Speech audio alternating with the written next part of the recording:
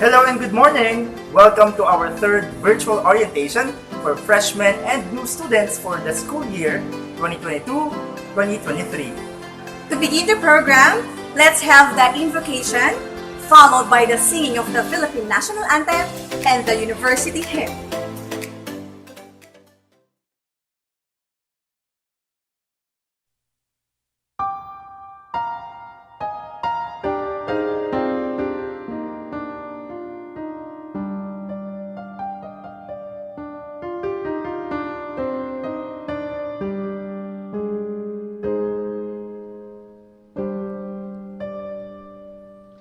When I gaze into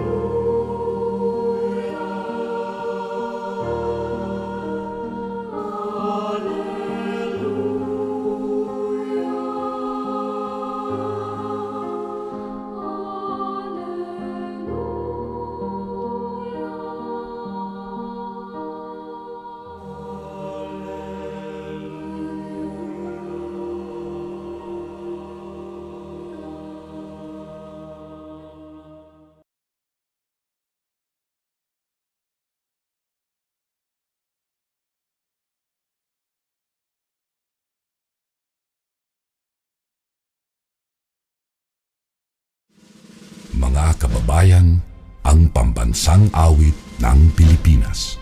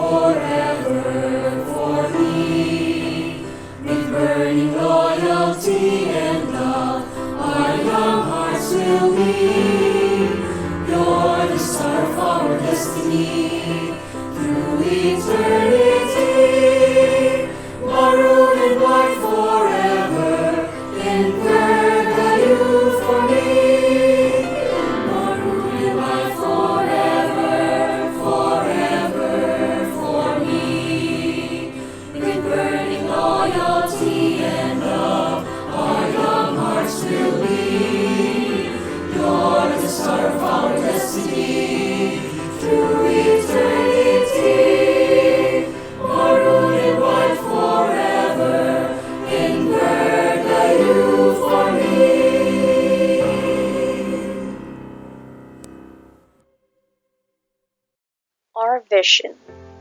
In 2030, the Manuel Isenverga University Foundation is a globally competitive university with high concentrations of talent, excellent teaching environment, rigorous program quality, sufficient resources, and a culture of collaboration. Our mission. The university is a private non-stock, non-profit, non-sectarian educational foundation with a threefold function: instruction, research, and community service, offering responsive and alternative programs supportive of national development and standards of global excellence. Our goal.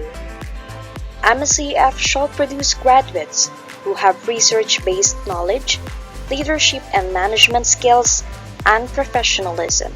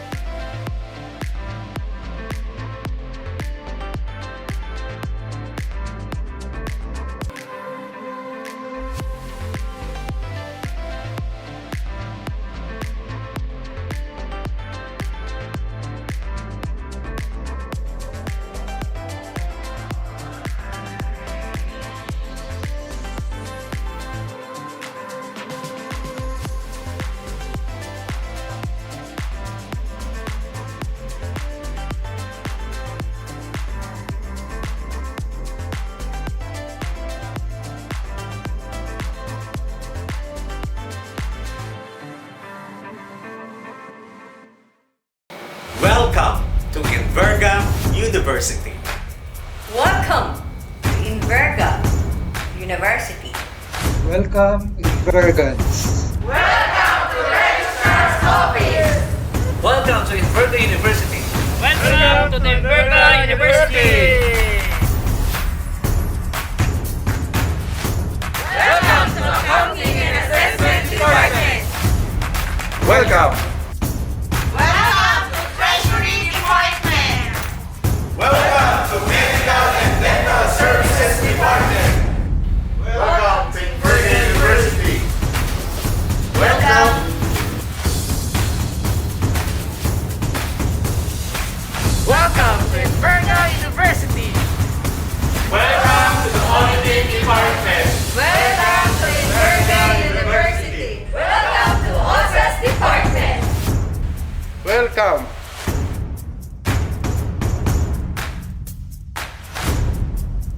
Welcome to B Department. Welcome to University Libraries!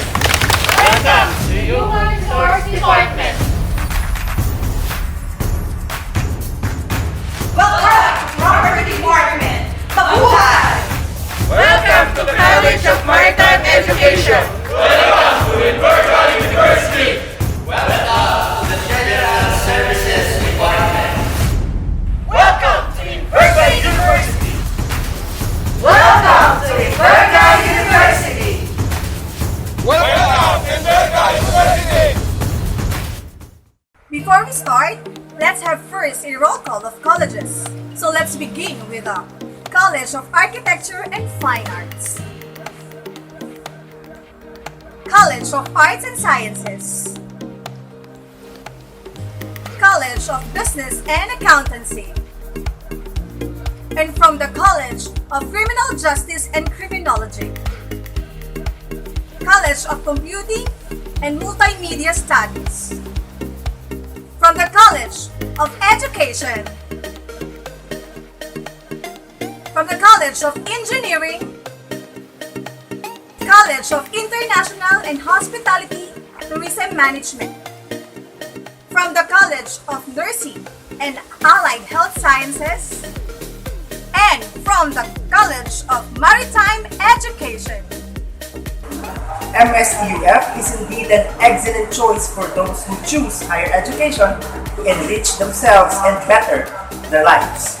In light of the pandemic, we would like to ensure that you will feel at home and safe here at Inverga University. And today, I would like to acknowledge the presence of all the university officers, administrators, deans and directors, faculty and staff, headed by President Madam Naila E. Lebriza, and of course, the presence of all the freshmen and new students. To formally begin the program, let us hear the University President, Madam Naila E. Lebriza, to deliver her welcome and inspirational message. Let us give her a virtual clap. In behalf of Inverga University, allow me to welcome the freshmen and new students in all our 6 campuses of Lucena, Candelaria, San Antonio, Sampaloc, Catanawan, and Calawag. We are happy that in spite of any condition, you have that determination to continue with your studies. Likewise, this university is committed in providing quality education in normal or not normal times, so that this school year we are implementing the HiFlex form of learning to provide options for students online via Zoom or on ground via classroom. In this orientation, you will learn the complete student services that we are offering, from Office of Student Affairs, Library, Medical and Dental, Treasury, Registrar, Accounting, and Assessment. We thank your parents for the trust and confidence in enrolling you here, and we will not disappoint them in these expectations. This autonomous university has produced globally competitive graduates in its 75 years of teaching. I wish all of you fruitful and productive years at Inverga University. You are far more lucky than those not studying for whatever reason. And as a parting message, if you have a dream, go for that dream, persevere, and this university will help you achieve it. Welcome and good day to all. Thank you, Madam Naila. And now, let's hear another welcome message from the Vice President of Academics and Research, Dr. Benilda N. Villegas. Madam President Naila Leveriza, deans, directors, parents who are watching from FV live streaming, and our students, good morning. This is the third year that we're doing a virtual student orientation due to the exigencies of the times, owing to the COVID-19 pandemic that is still ravaging many parts of our country. In spite of this continuing challenge that tries our focus, creativity, and goal setting, Manuel S. Inverga University Foundation, the higher education institution you have chosen to be your education partner, will continue to deliver and provide quality, excellent, and relevant education to our student clienteles. We welcome you all this school year 2022-2023, where Inverga University will implement high-flex teaching and learning modality for college and graduate students to ensure that the university provides continuity of learning in the new or now normal. High-flex or hybrid flexible is an approach that combines elements of hybrid and blended learning into a flexible course framework that allows students to attend classroom sessions, participate online, or do both. In a high-flex class, MSEUF students can choose to attend synchronous or asynchronous learning sessions. Synchronous learning sessions for instruction and discussion may be done online or on ground, which is classroom-based. Online synchronous teaching and learning sessions may be in any of these instructional delivery platforms: Zoom, Microsoft Teams, Ring Central, and or the NEU Learning Management System or LMS. On-ground synchronous learning sessions are classroom-based or in-person. This entails limited face-to-face classes for critical laboratory courses. In this high-flex learning modality, MSEUF college and graduate students have the flexibility of moving across all three modalities as needed or preferred. However, they cannot move from one section or class schedule to another. In terms of course organization, the MSEUF Faculty of Instruction will ensure that the learning modules are well organized in the NEU Learning Management System and are accessible to students at their most convenient time. We advise you to keep in close touch with your classmates and with your respective course professors or mentors so that you will have a smooth school year that will utilize collaboration between students and among students and their respective professors or mentors. The key to a successful year ahead will be students working together and focused on the outcomes of their virtual and on-ground activities, motivated and inspired by their teachers. I wish you all a fruitful and productive semester. Welcome and good morning. Thank you, Dr. Villegas. And now, we will move on to the introduction of university officials to be presented by our guidance counselors, Sir Ray Marcos C. Casino and Dr. Leandro L. Serrano. Presenting the University Board of Trustees.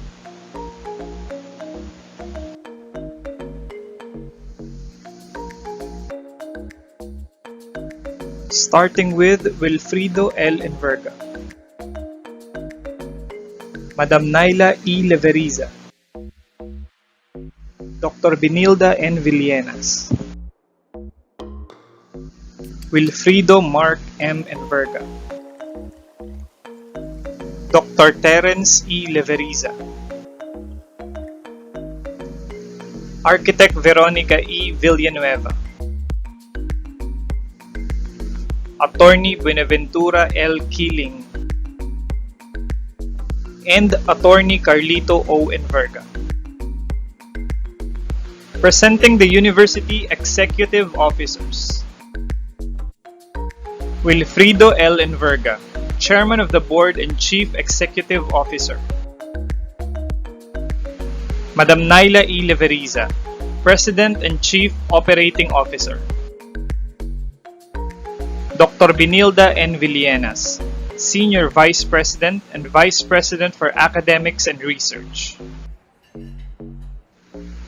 Evelyn S. Abeja, Vice President for Administration. Celso D. Haballa, Vice President for External Relations. Attorney Carlito O. Enverga, Corporate Secretary. Attorney Joseph Adolfo C. Ilagan, Legal Counsel and Assistant Corporate Secretary. Cesar A. Wong, Vice President for Finance. And Carlito M. Rodriguez, Treasurer. Presenting the Executive Committee. Madam Naila E. Leveriza, Presiding Officer.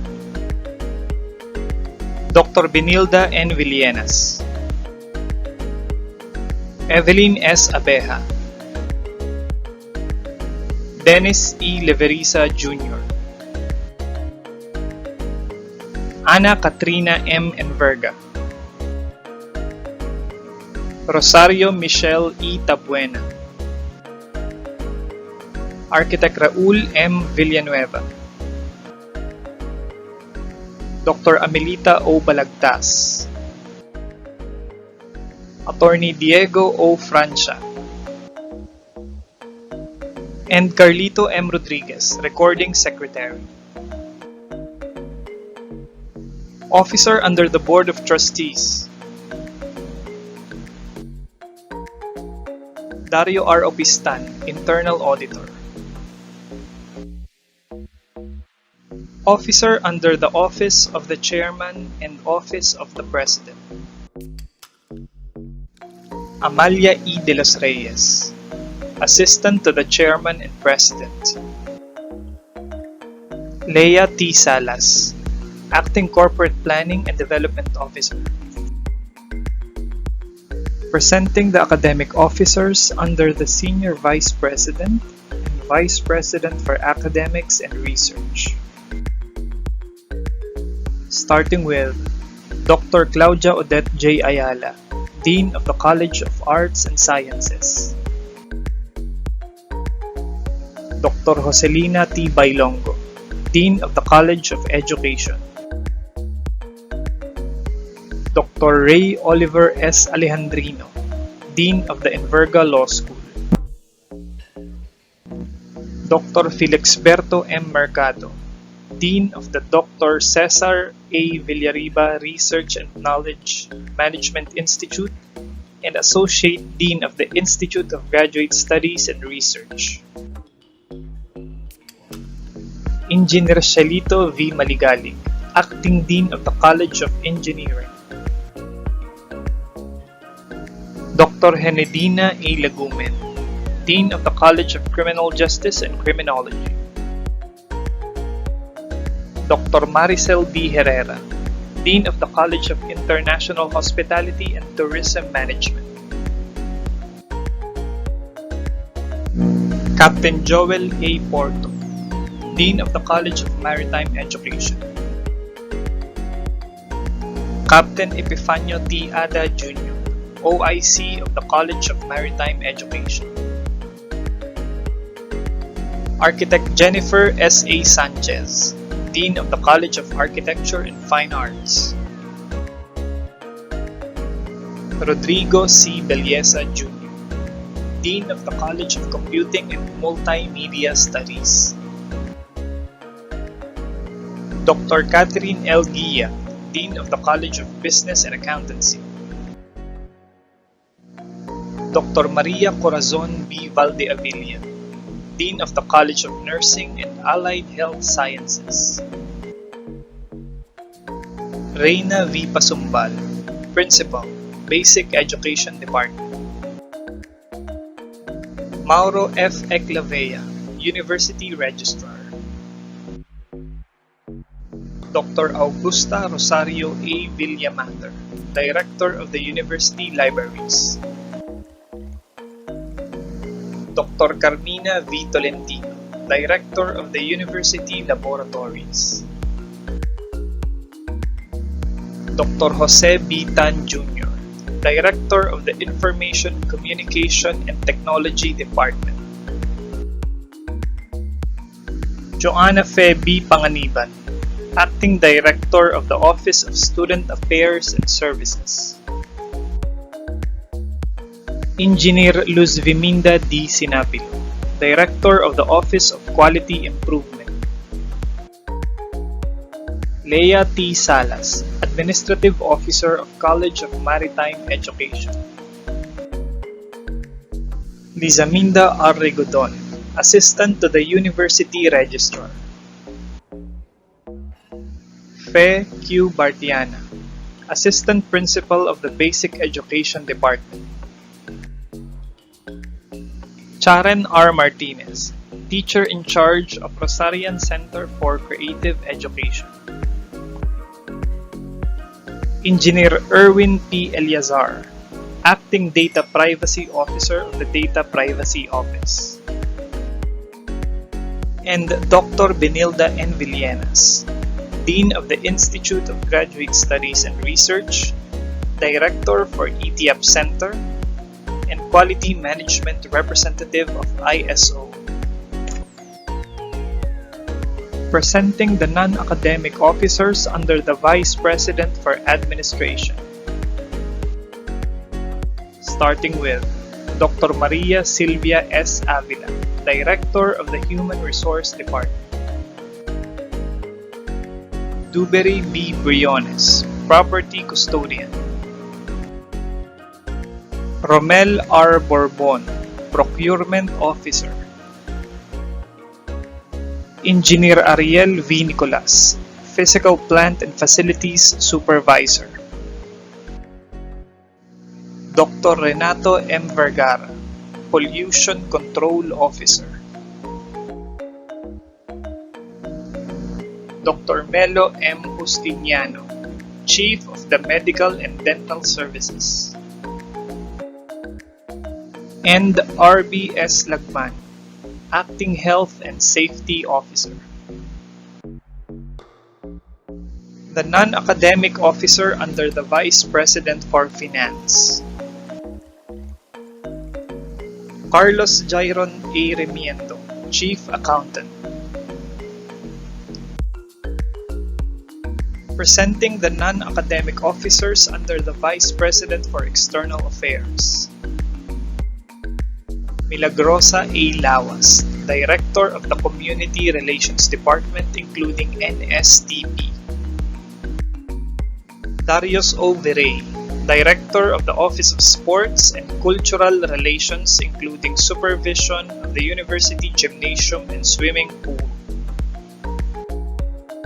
Maria Isabel D. Granada, Director of the Office of Scholars Job Placement and Alumni Relations.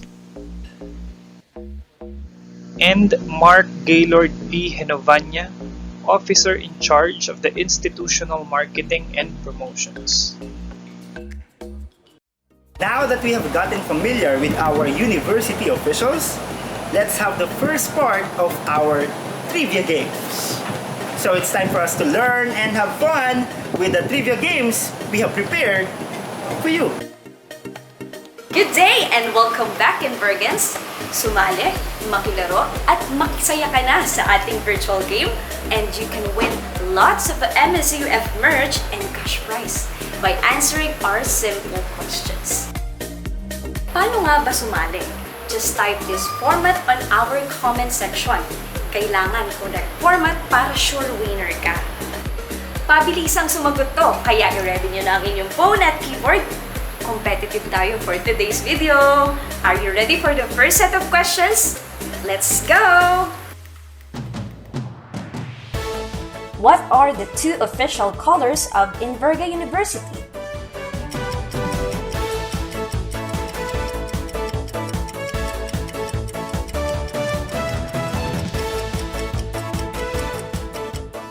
Identify this college logo.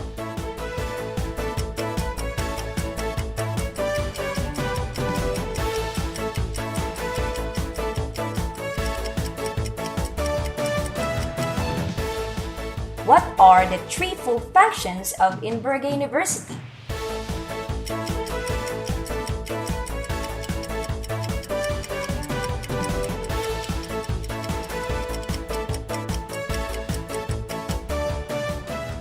Name this iconic place.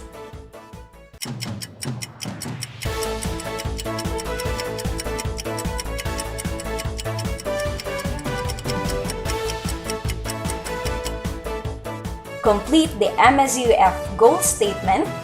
The Manuel S. Inverga University Foundation shall produce graduates who have research-based knowledge, leadership, and managerial skills, and blank.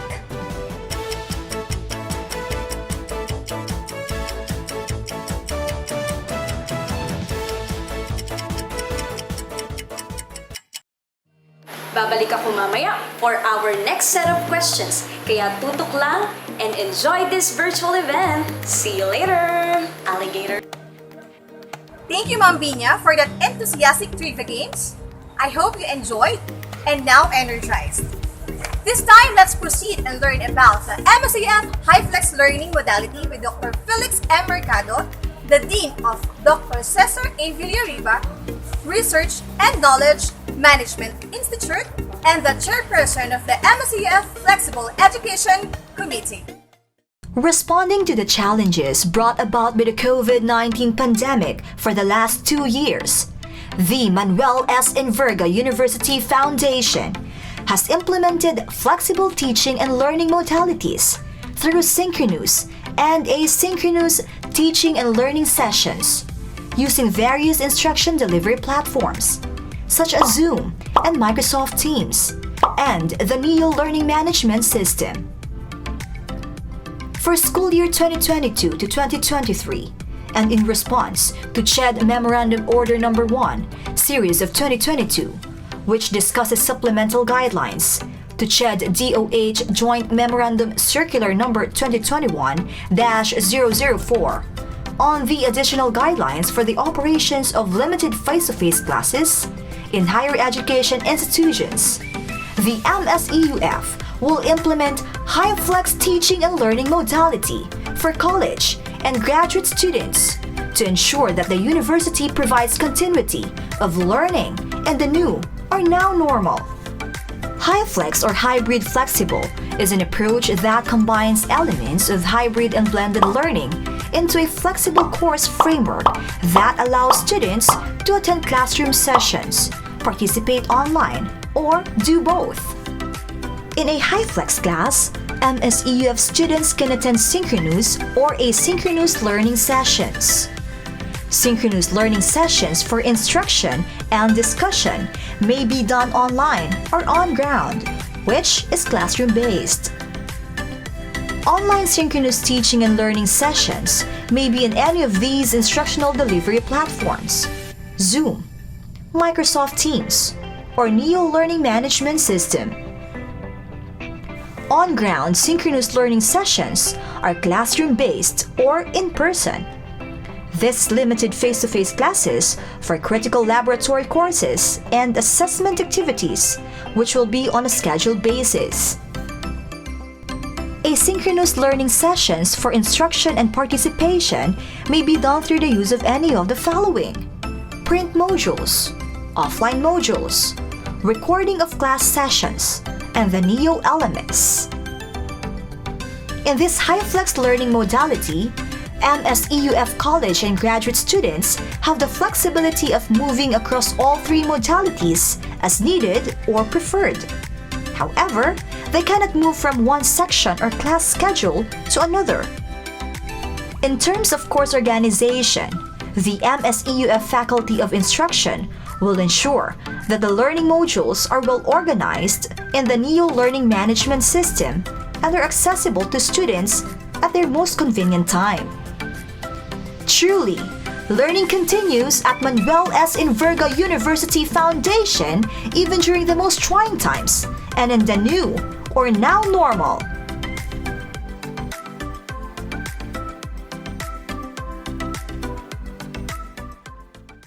New updates on the high-flex teaching and learning modality.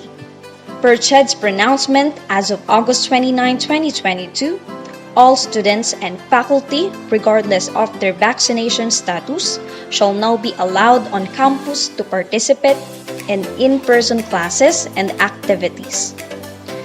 For the semi-final and final periods, face-to-face classes for all courses will already be conducted during the second week for Cluster 1 and third week for Cluster 2.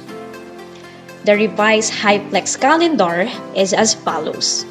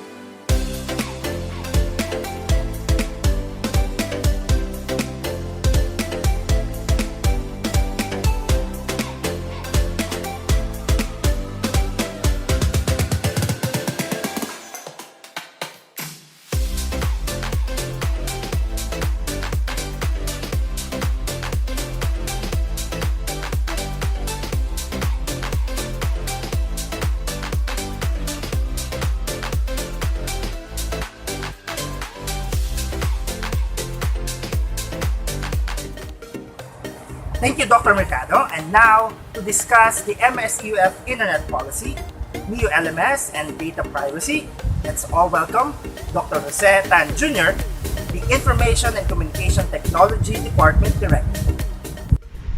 Hello everyone, I'm Dr. Jose Tan Jr. I am the Director of the Information and Communications Technology Department or yung ICTD.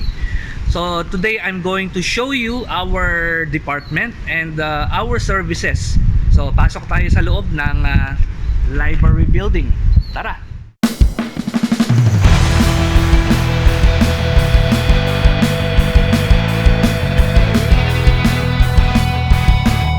So dito sa Internet Access Center, dito tayo nagpapagawa ng RFID. At ito si Sir JP. Sir, kaway kayo dyan. So pag magpapagawa kayo ng RFID, dito lang kayo pupunta sa AYA. Dito ang ating gawaan ng ID. Sayang wala nagpapaprint. Tingnan natin. So ayan, uupo lang ikaw sa harap nitong upuan at pupunan ka na ng picture. Ayun. And then, pagka-print, ay makukuha mo na agad yung iyong ID. So, paano ba kumuha ng ID? So, tanungin natin si Sir JP. Sir JP, ano bang kailangan natin pagka magpapa-ID ang estudyante? Sir, registration form lang po. Saka kung hindi kasama yung estudyante, kailangan po mag-upload ng picture. Okay, so may pag-uploadan sila ng picture. And then, tayo na yung mag-i-issue ng ID. So, paano naman sir yung kung may ID na, anong kailangan nilang gawin para i-validate yung ID nila? Registration form lang din sir. Tapos sana idala yung ID. Okay, sana idala yung ID. So, may mga estudyante na nawawala ng ID. So, anong pwede nilang gawin pagka nawala yung ID nila? Pag po nawawala ang ID, kailangan po nila ng photocopy ng kanilang registration form, tapos dadalhin po kay OSA, tapos hihingi po siya ng loss form. Then yun po yung kailangan ng cashier para sa payment na 100 pesos. Okay, so basically, magpa-file sila ng report sa OSAS para ipaalam na nawala yung ID nila at kailangan nilang magbayad ng 100 para sa bagong ID. Okay, at tapos yun ang dadalhin dito sa IAC para mapagawa natin ng bagong ID. Okay, thank you Sir JP. Pumunta naman tayo sa ICTV office. Okay, so lalabas na po tayo ng Internet Access Center at pupunta na tayo sa main office ng ICT Department. So dito lang po siya, nasa left side. Pagpasok nyo ng entrance. At haakit na kayo dito, watch your step. At eto na ang ating opisina. Ang ICT Department, Information and Communications Technology Department. So pasok tayo sa loob. At dito sa loob, meron tayong mga technicians at mga programmers. So, eto sila. Ayan. Okay. So, una natin pupuntahan si Sir Acer Salanda na isa sa ating mga programmers. At tatanungin natin siya tungkol sa ating portal.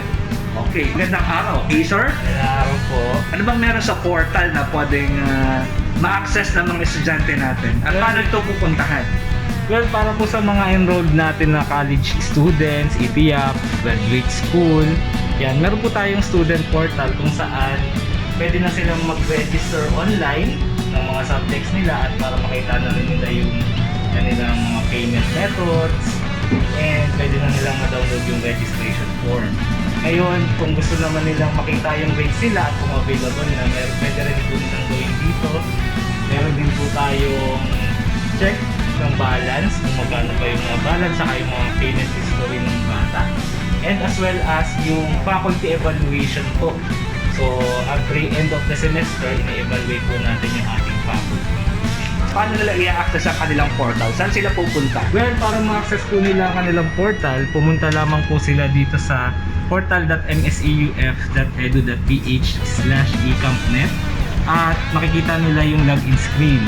Well, majority naman po ng mga students natin ay nakalagin na dito para i-check kung ano yung mga subjects na na-enroll nila or para makita kung anong babayaran nila. Kaya I think familiar na sila dito sa ating portal. Okay, thank you for that, Sir Acer. At ngayon naman, pupunta naman tayo dito sa iba pa, okay? So, ito si Sir Yule, Sir Ervien Rojas, isa sa mga technician natin. At si Madam Hazel na kasalukuyang naka-work from home. Ayan, nasa webcam siya, hindi lang kita ang camera. Sir Hubert, isa sa ating mga technicians. At si Echo, so, isa sa mga programmers natin. At malamang itong isa nakausap nyo na online. Okay, si Sir Rover or si Joro. So, tatanungin natin si Sir Rover, paano ba ma-access ng mga new students ang kanilang NEO LMS? So, ang ating pong link or URL ay mseuf.neolms.com. Yan. And para sa mga new students, meron po tayong mga link dito kung paano tayo magla-login. So, meron tayong instruction dito how to log in, what is your default user ID and password. At kung hindi kayo maka-login, narito rin ang instruction kung paano kayo hihingi ng tulong sa LMS Helpdesk. So, be sure to provide your full name, student number, and your department. And if you're a new student, also send your copy of registration form. So, common lang naman natin ina-address dito is hindi makalagin dahil minsan limot ang ating password. So, pag naglalagin kayo and nakaset na yung inyong Gmail or Microsoft account, you can also use our single sign-on ng Google and Office. And kung nalimutan nyo ang password nyo and nakaset naman ang ating email, So you can use your email para sa pagre-reset ng inyong password. Okay? Ikaw yung madalas na sumasagot sa ictd@mseuf.edu.ph na email. So ano ba yung usual na concern ng mga students? So ang usual concerns lang naman natin sa ICTD is ngayon marami yung mag-email of course tungkol dun sa institutional email nila. And then mga portal account ng mga bagong enroll. So yun. Okay, thank you Sir Robert. The ICTD can help you in resetting your accounts on your emails, LMS or Learning Management System, portal, and other technical problems. However, our department cannot help you with your concerns about payments, grade withholds, or GW, or about your credentials. Contact us on our email at ictd@mseuf.edu.ph. And that is all about the ICT department. Good day to everyone. Have a nice day.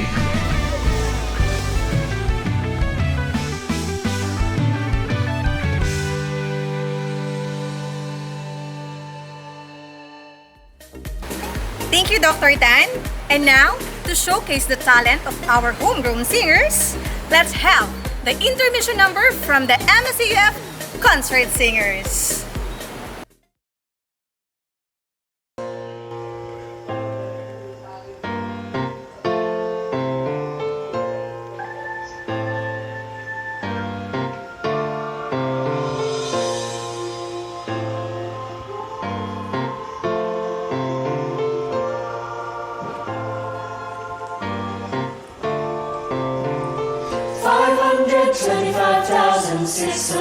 minutes, 525,000 moments so dear, 525,600 minutes. How do you measure a year? In daylights, in sunsets, in midnights, in cups of coffee, in inches, in miles, in laughter, in strife, in 525,600 minutes. How do you measure a year in a life? How about love? How about love? How about love?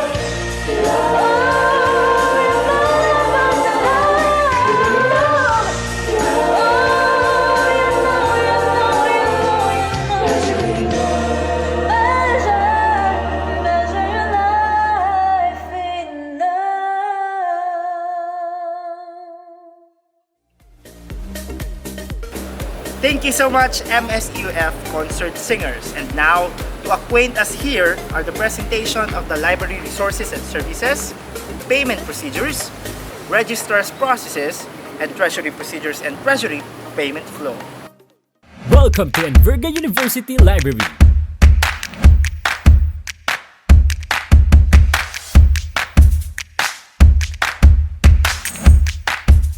Presenting the Enverga Library staff, headed by our University Library Director, Dr. Augusta Rosario Villamater. The Enverga Library staff: Mirna Casipit, Senior Librarian at the Periodical Section; Charlene Salcedo, Senior Librarian at the Circulation and Reserve Section; Geraldine Eustaquio, Junior Librarian at the Technical Services Unit; Isa Zeta, Junior Librarian at the Reference and Filipiniana Section; Zoren Alcantara, Junior Librarian at the Collection Maintenance Unit; Jaline Senatibayan, Acting Junior Librarian at the Institute of Graduate Studies and Research Library; Cheryl Farquerabao, Junior Librarian at the Basic Education Library; May Alcantara, Junior Librarian at the Basic Education Library; Genevieve Calvendra; Princess Clanet Lazo; Carolina Engania, Library Assistant at the Technical Services Unit; and Benafe de la Puerta, Library Assistant at the Enverga Law School Library.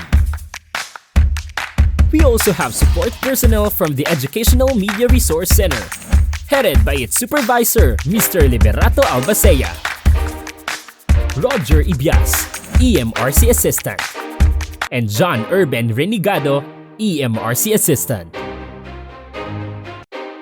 Enverga Library offers different facilities such as Circulation and Reserve Section, Reference and Filipiniana Section, Institute of Graduate Studies and Research, Periodical Section, Library User Information System Section, Technical Service Unit, Museum and Archives, and the Educational Media Resource Center. We are committed to serve you better even during this very challenging time. The library has modified its services to continuously serve Envergans and support their research needs. Enverga Library launched Reference Online Services or ROSE. ROSE offers the following: provision for library advisories, answering queries, online book renewal, and facilitating selective dissemination of information. Library service advisories are composed of library updates on the available ebooks per subject, information or notice to all Envergans, and other library matters. Please visit our library website envergalibrary.com and please like our Enverga Library Facebook page to see updates on our services and collections. Another service that we offer under ROSE is answering queries. There are two ways of asking. You can go to envergalibrary.com and look for the icon chat box on the lower right part of the website. Then start your conversation. Another way of reaching the library is through our Facebook page, Enverga Library. Just look for the send message chat box on the lower right part of the Facebook page. Click it. Then you can now start your conversation with the librarian. Students that will be assisted in the live chat are those who only have a library account. All new Enverga students are required to get their library account. Another service that we offer under ROSE is the online book renewal. How will you do this? Just go to envergalibrary.com or Enverga Library Facebook page. Click the icon message at the right side to start the conversation. Please enter your name and ID number, then your email address.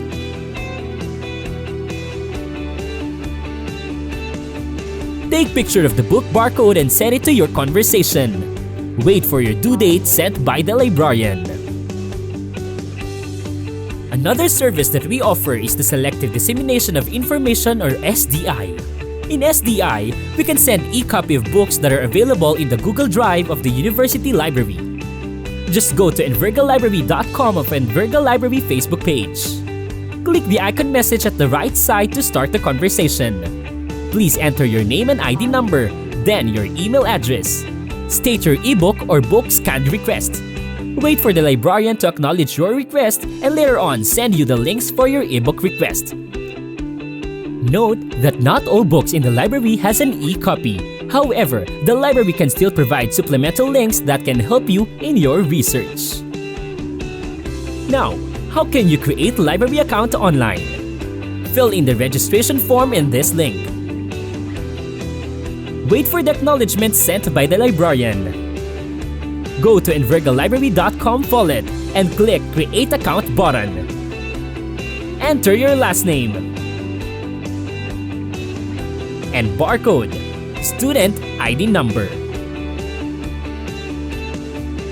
Create username, password, and enter your email address and click Save. To serve you better, we require all Enverga students to get their library account. It is a must to get your library account online because you can view your checkout history, you can check your due date, and you can check whether you have overdue books and how much fine do you need to pay. In order for the students to know the library collection, they can visit this link, envergalibrary.com/Follet, to browse available physical collection in the university library. Aside from this, the university libraries also have online subscriptions such as ProQuest and etc. The links for these electronic subscriptions can also be found in our website, envergalibrary.com. In order to maintain a safe and welcoming environment, the university libraries require the compliance of the following IATF guideline: wearing of face masks all the time, observing social distancing, and setting an appointment with the librarian. Following the safety protocols and guidelines, students can borrow 2 books for 3 days, and faculty members and non-teaching personnel can borrow 5 books for 1 week. Books can be renewed twice provided that there is no pending reservation for it. A penalty of 6 pesos per day will be imposed if a book is not returned on its due date, inclusive of Saturdays and unannounced holidays. A validated school ID must be presented to borrow library materials. Please don't forget to visit our website and please do like our Enverga Library Facebook page for more updates. Thank you and keep safe, everyone!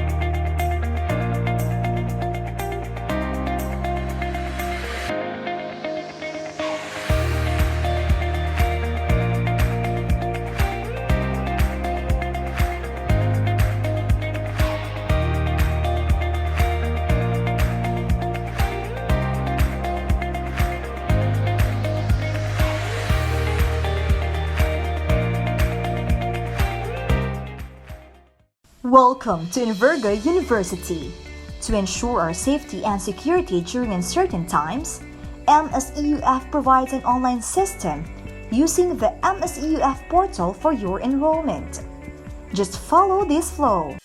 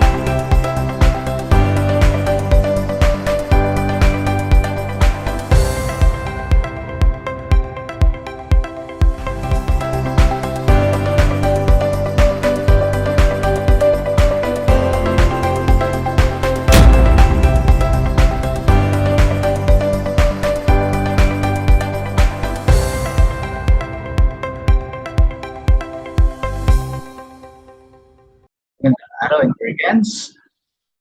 Welcome to Imberg University. I'm Carlito Rodriguez, your university treasurer. So I'm here to discuss about the payment options or process for our MSEUF students. So these are the general options. So sa cashier, online banking, personal deposit through banks, or payments sa ating mga Dragon Pay partners. So unahin natin yung pinakasimple, the university cashier. So punta lang po tayo sa Windows 1 to 3 ng admin building. So kung nandito na tayo or may plano pala tayong pumunta dito sa school. So kasi pag nagbayad kayo sa bangko, tapos pumunta kayo sa school para kunin yung resibo, kinabukasan, hindi pa nakapost yung payment kasi meron tayong 3 working day processing time. Okay? So, better sa cashier na lang tayo magbayad. Okay? So, important reminders, pay directly to the cashier and wait for your official receipt or kung may sukli, bilangin yung sukling mabuti to make sure the payment is properly posted. Okay? And never pay through persons claiming that they are authorized to receive payments. Ang authorized lang po talaga is Windows 1 to 3 ng admin building. During peak season, pag mayroon kaming cashier sa AYAC or sa Basic Ed Department, pwede rin naman po doon. But in general, Windows 1 to 3. Okay? So ito yung other options for payment. So we have Dragon Pay, BDO, Union Bank, and other MSEF bank accounts. So itong tatlo, ang best option kung nagmamadali kayong i-post namin yung inyong mga payments kasi 1 working day lang yung posting time. Unlike dito sa other MSEF bank accounts, so 3 working days talaga yung hintayin natin. Kasi mag-print or magpapa-update pa kami ng passbook para malaman kung pumasok yung payment. So, ang second is to upload your proof of payment sa portal.msef.edu.ph or sa bit.ly/msefpayproof para ma-verify namin yung proof of payment. So, ang third is to ensure your payments already posted. May magte-text po na na-post na yung payment nyo within the 1 to 3 working days. Hindi kasama yung mga weekends and holidays na walang pasok po. So, pero para sigurado kayo, pwede rin mag-open ng ledger kasi pag minsan nagpo-problema sa system or hindi updated yung number na nakalagay sa portal, so wala kayong marireceive na text message. So, check nyo lang yung ledger nyo sa portal. Pag hindi pa rin na-post, within 3 working days, mag-email na agad sa payment@msef.edu.ph para malaman kung bakit hindi na-post yung payment. So, unahin na natin yung BDO. So, kung kayo ay may account sa BDO online or mobile, so, ang best option, BDO bills payment. So, ang full details nandito sa bit.ly/msef-BDO payment.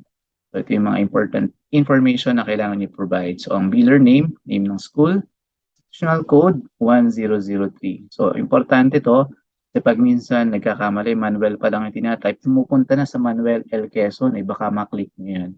So, better to be sure ay may post sa tamang biller, itong name ng school, tandaan, at itong institutional code. So, yung subscriber's name ay pangalan ng estudyante, hindi pangalan na nagbayad kung hindi siya yung estudyante, at pangalan at student number naman sa subscriber's account number. So, kung wala namang account sa BDO pero may malapit na BDO branch, pwede rin daw mag-deposit. So, ito lang din yung mga information na kailangan i-provide. So, for Union Bank, halos same process lang ni BDO ito. So, yung full details nandito sa bit.ly/mseuf payment. Okay, so ito yung mga information na kailangan natin. Okay, and then kung wala kayong UB account, pero may malapit na UB branch sa inyong lugar, so pwede kayong mag-deposit through UB bills payment. So, kung wala naman yung dalawang bangko na yon, pero meron ng BPI, Metrobank, Reserve Land Bank, pwede kayong mag-online banking sa mga bank na pwedeng same bank or interbank or GCash to bank. So, bahala na kayo. May charge lang. Tsaka kailangan i-upload nyo yung proof of payment. So, importante ito. Kasi hindi namin mahuhulaan kung kanino galing yung payment. Unlike dun sa bills payment tsaka Dragon Pay, nakalagay na yung estudyante kung sino. So again, kung wala namang online account sa bangko, pwede rin sa any branch nitong mga bangkong ito. So Dragon Pay. So ito yung mga payment partners ni Dragon Pay. Pero yung full details nandito yung step by step. bit.ly/MSEF DragonPay. Okay? So ATM, ang available lang video ATM. So pwede yan kung meron kayo. So kung meron din namang DragonPay prepaid credits, so e-wallet, pwede rin yan. So online bank, kung wala yung ibang banks na nabanggit previously, pero meron kayo nitong mga bangko na to, so like Maybank or PS Bank or CBC, so yan, pwede rin gamitin. May bank charge lang ito, yung DragonPay natin. Usually, meron din naman talaga dun sa ibang mga bangko. So over the counter, so marami din partner si DragonPay ng mga bangko. Like ito, AUB, Video Network, East West, PNB, RCBC, Robinson, Security, at saka ECBB. Okay? Meron din silang mga non-bank partners, kung walang bangko talaga sa lugar nyo. Pero, meron namang 7-Eleven, M. Luwilier, merong Cebuana Luwilier, meron Palawan Pawn Shop, okay? Or meron SM or kung alin man dito sa mga non-bank partners, pwede siyang magbayad. Siguraduhin lang na bago pumunta sa mga partners na yun, mag-login muna kayo sa portal, kasi nandito yung payment portal natin. Online payment, exclusive for DragonPay. So kung kayo bills payment ng BD or UB or sa online banking lang ng other bank accounts namin, diretso, hindi nyo kailangan mag-login dito. So pag nag-login kayo dito, hihingin yung mga information na kailangan yung i-provide para sa mga kung ano yung babayaran nyo, tsaka kung magkano. So makaka-receive din kayo dyan ng payment instruction, paano ba magbayad. Okay, dun sa napili yung payment channel. Okay, at ultimately, dapat may ma-receive kayong payment confirmation kay DragonPay na talagang na-process na yung So kapag na-receive nyo yun, within 1 working day after payment, payment confirmation ni DragonPay, mapopost na agad namin yan kinabukasan. Okay? Basta may pasok. So ganun din sa bills payment at Union Bank. 1 working day lang. Yung bills payment lang ni BDO, may nakalagay dito for tuition payments. Ito for enrollment, for balance or installments, pwede yan. Kasi ang kaibahan ni BDO, hindi kasi namin nakikita kung para saan yung binayaran nyo. So, in general, papasok lang sa ledger nyo. Okay? Papasok sa ledger nyo lahat ng binayad. Pwede sa balance, pwede sa tuition. So, pero kung may binayaran kayong iba, like books or uniform or sa registrar, so hindi siya namin malalaman na yun yung binayaran nyo. So hindi siya advisable. So, ito naman sa UB, pwede kahit kasi napopost dyan kung para saan yung payment. Okay? So, other bank accounts again, kung wala kayong access here. So, ito. 3 working days yung hintayan. So, again, don't forget to upload your proof of payment sa portal at .msef.edu.ph or kung wala kayong access dito, bit.ly/msef.pay. Okay? And lastly, isiguraduhin na na-post na yung payment. Either through the text message or better check sa ledger. Okay? Within 1 to 3 working days. Depende dun sa payment channel na pinagbayaran.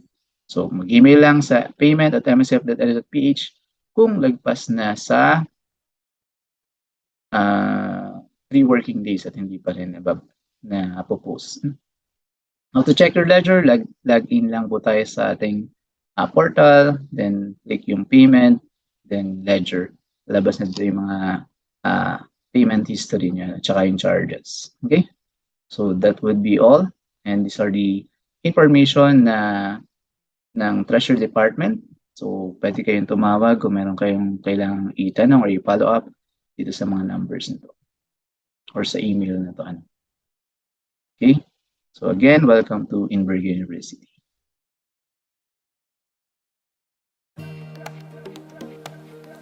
Now you know the library resources and services, payment procedures, registrar's processes and procedures, and treasury payment flow.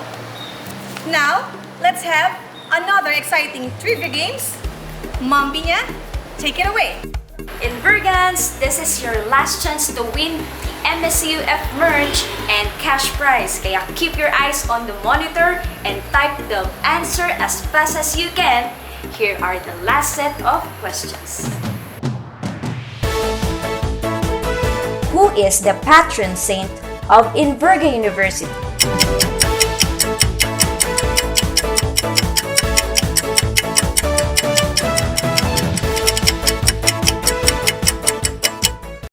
What is the motto of Inverga University?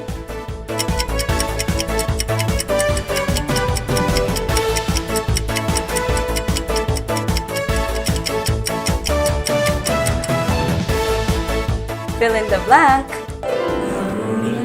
Forever, forever, for thee, with burning and love, our young hearts will be.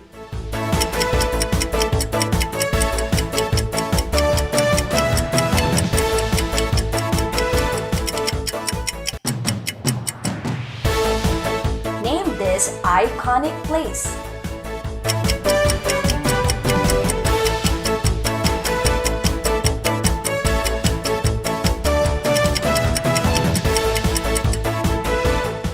Identify this college logo.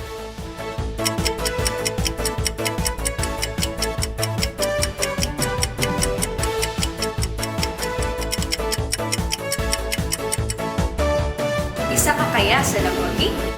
Winners will be posted after this virtual event and kaya tumutok na sa ating MSEUF official Facebook page and we will give you instructions on how to claim your prize.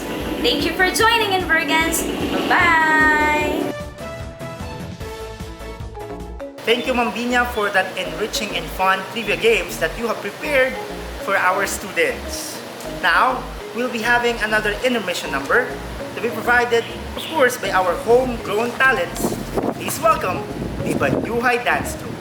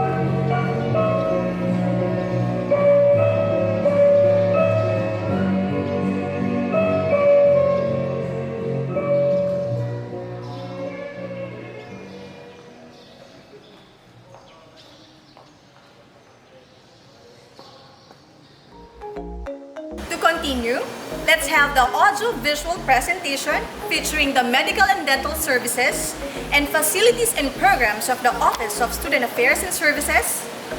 Roll VTR.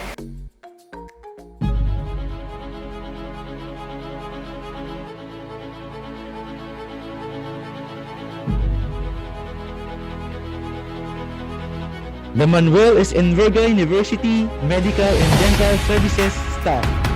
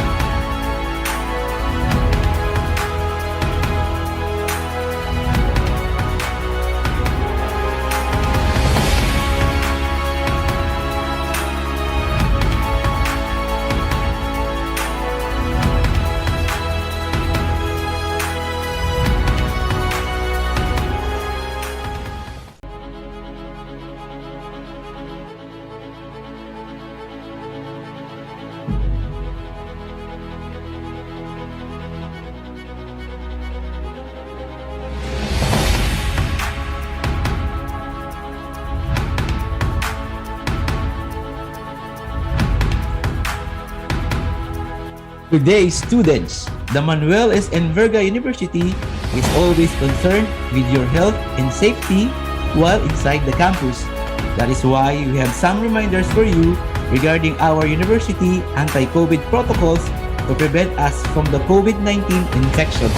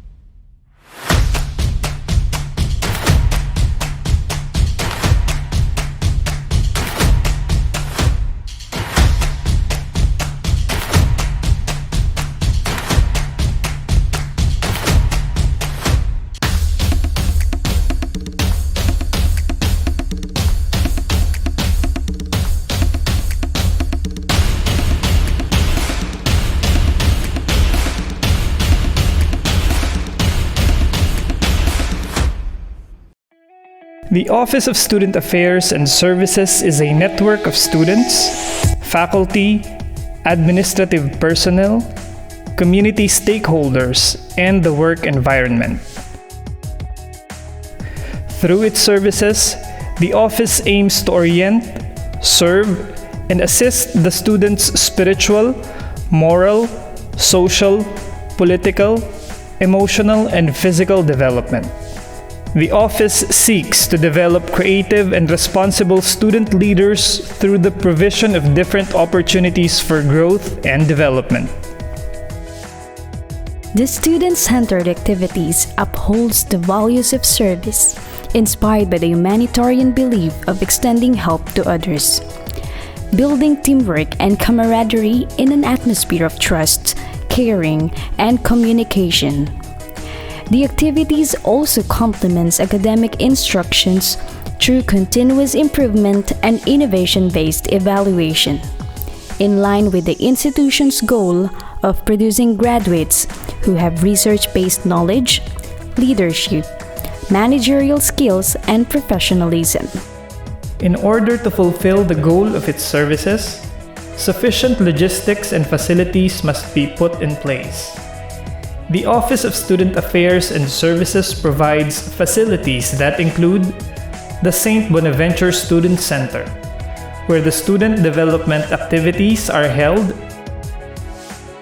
that of the E-Program, Peer Mediator Program, Meeting the Avance, outreach programs, and many more. A perfect environment to unwind after class is the Student Organizations Lounge and the study area beside OSA's building. This open space provides a relaxing background where students can enjoy doing group work or take a break before and after class. Meanwhile, the University Central Canteen caters food services for employees and students. The OSA's main building comprises of the following: Office of the Director, the Office of Prefect of Discipline and Campus Ministry, Guidance and Testing Office, the Luzonian Publication Office, Office of the University Collegiate Student Council, Conference Room,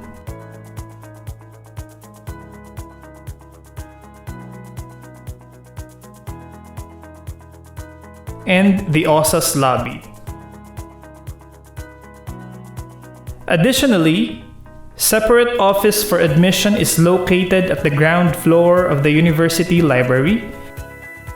Senior High School Guidance and Prefect of Discipline Office is near the Senior High School building. And finally, the BED Guidance and Testing Office located at the second floor of the Basic Education Department.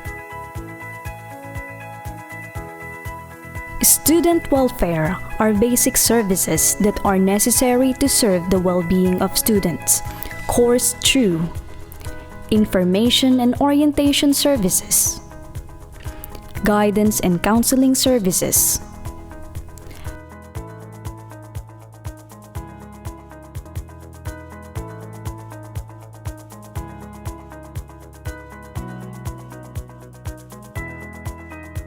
and student handbook development.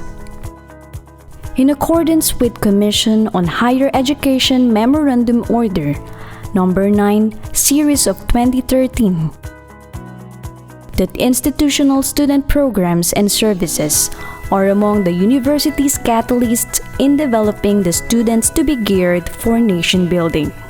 The sense of reflection and fortitude are the capabilities that we have experienced wrought by the global pandemic. The heart of our service is the counseling and talk therapy, which allows an environment of hope, motivation, and inspiration to guide our students' emotional and psychological needs. It is expressed through career planning and course counseling, peer counseling, guidance and mental health, and faith-based counseling. programs, activities, and services will not materialize without competent personnel to implement them. The Office of Student Affairs and Services is manned by hardworking and professionally trained staff. Our service is based on looking beyond the dimensions of race, faith, age, beliefs, and gender. We believe that development roots in the content of our characters.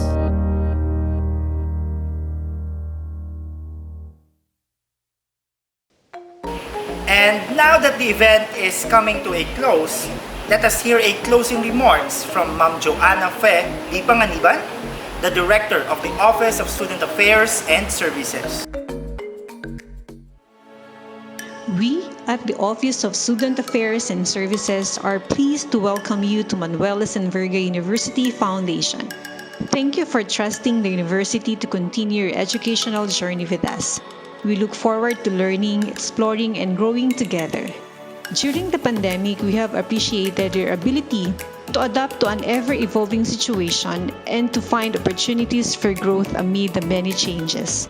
The 2022-2023 academic year still holds some unknowns for us in light of the ongoing pandemic, and we will all have to remain understanding and flexible amid a fluid situation.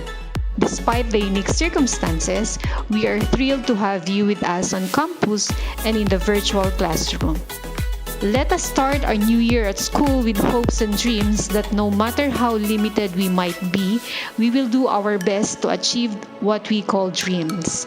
Once again, thank you very much and a very warm welcome to everyone. Thank you for your participation and attentively listening to our third virtual orientation. We hope you will become acquainted with the various institutional services and supports available to you. We also hope that your flexible learning with MSEUF will be joyful and fun. Again, have a great day and welcome to Inverga University. Just some announcement before leaving the Zoom meeting. Kindly accomplish the evaluation form that will be sent on the chat box. If you have questions and concerns, you can direct them to your respective departments. Again, thank you so much and stay safe, Invergans!